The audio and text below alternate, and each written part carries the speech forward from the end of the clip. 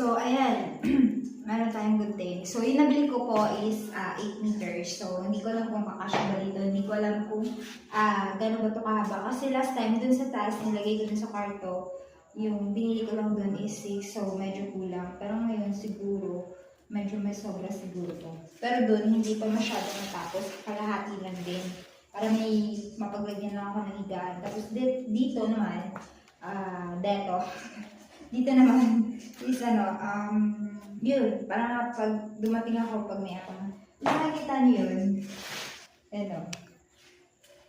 Ayan, pagka umuulan, pumapasok kasi yung tubig. So, yan pa yung isang bakbakan nila. Grabe yung bigat niya, te. Sana nga magkasya. So, wala tayong problema sa mesa at sa higaan kasi nga meron tayong sponsor nun. Charot! Grabe yung bigat. B, alis ka dyan. Kami na dyan.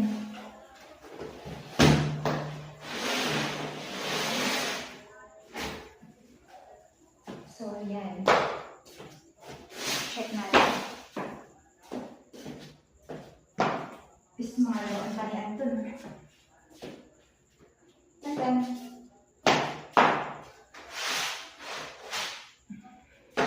So, yan. Kailangan kong igilid yung mesa.